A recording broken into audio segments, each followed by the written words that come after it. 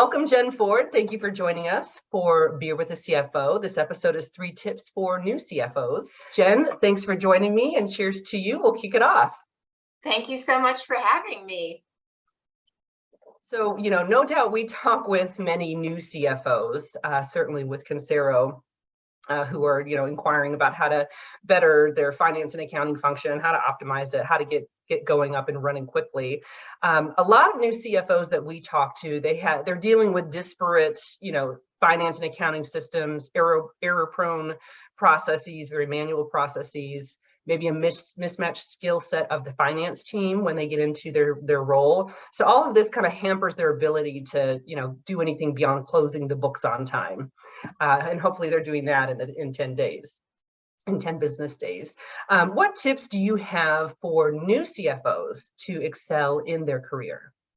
Yeah, absolutely. Well, it's an exciting time, right? You're in a new role. There's no shortage of things for you to work on. So I would say, first of all, you need to build your team. So you need to assess what you have and where you want to go. And you need to decide what are the resources you need? What are the skill sets? Are you going to hire internally? Are you going to outsource? So you really need to determine what that path looks like and get started as soon as you begin. You don't want to wake up 6 months from now and you don't have the right team in place to go work on important projects. And second, I would say prioritize. You cannot do everything. And so you really need to assess risk, identify opportunities, and then determine where you can be most impactful today. And finally, I would say you really need to build relationships, especially with your CEO and your peers. The CFO role is like a bridge between all of the different departments. And so you really need to get out and meet those folks and build rapport, and it's going to allow you to be much more effective down the road.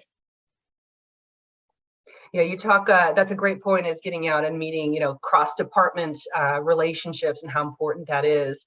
And outside of the organization, you, in fact, are an advisory board member of the CFO Leadership Council and have been for a number of years and are deeply ingrained in that organization. And that's where you get to network with your peers, with other CFOs.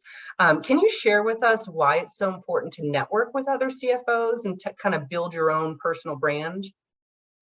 Yeah, I think, first of all, being in the C-suite is lonely, and it is really important to have a network of people who you can go to when you need guidance, when you're looking for best practices. And so building those relationships is very helpful. And it certainly doesn't hurt when you're looking for a new role in the future for people to know who you are. It really does help.